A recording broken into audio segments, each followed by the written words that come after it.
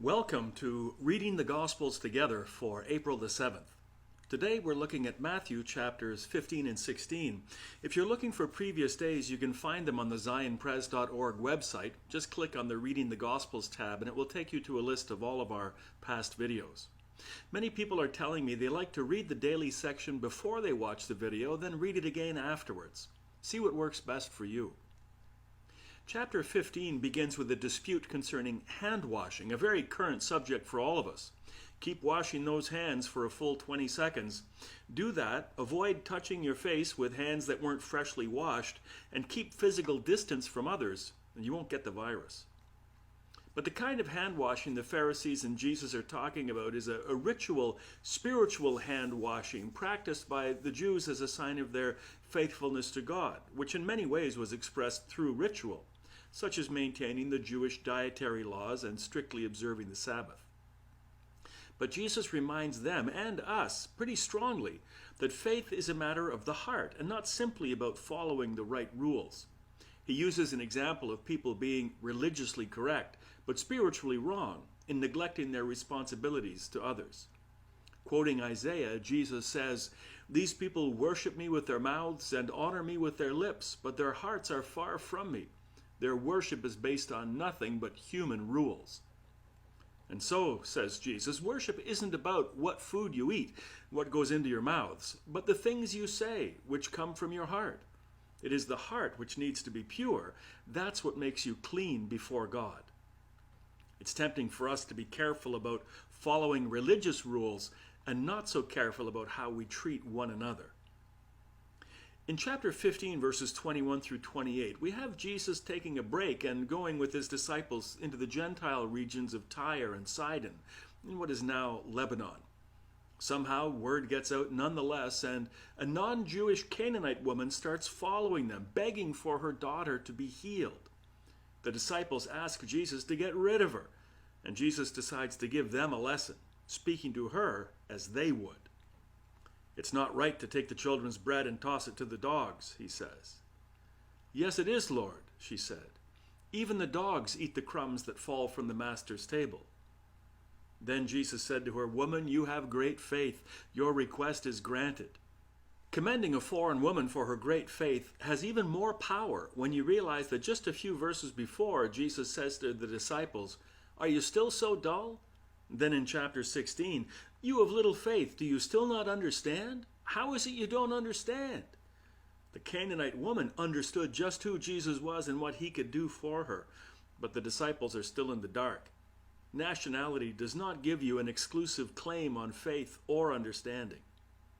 But the disciples will soon understand. Chapter 16, and if you count pages and not chapters, you'll see that we're at the exact midpoint of the gospel. We're exactly halfway through, and only now do the disciples realize who Jesus is.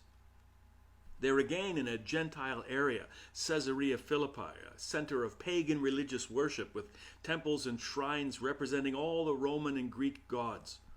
It's in the middle of this setting that Jesus asks the disciples, "Who do you say that I am?" And Peter proclaims, "You are the Christ, the Messiah, the Son of the living God." Finally, they get it. This realization, this confession as to who Jesus is, will be the rock upon which the church will be built. Sadly, to be the Messiah carries a cost, and Jesus reveals what that cost is. We read, "From that time on, Jesus began to explain to his disciples that he must go to Jerusalem and suffer many things at the hands of the elders, the chief priests, and the teachers of the law, and that he must be killed and on the third day be raised to life." This is not what the disciples had in mind.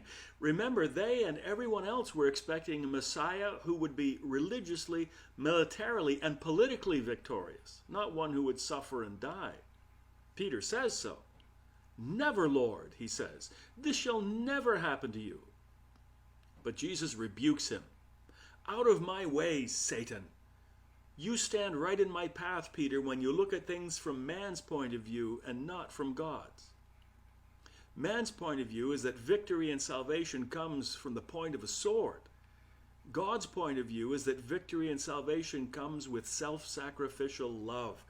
That's what being the Messiah means, the Messiah for the world. Or as Jesus will say, whoever wants to be my disciple must deny themselves and take up their cross and follow me. For whoever wants to save their life will lose it, but whoever loses their life for me will find it. What good will it be for someone to gain the whole world, yet forfeit their soul? Tomorrow, with chapters 17 and 18, we get a further glimpse into Jesus' full identity with the Transfiguration. Why do you think Moses and Elijah are appearing with Jesus?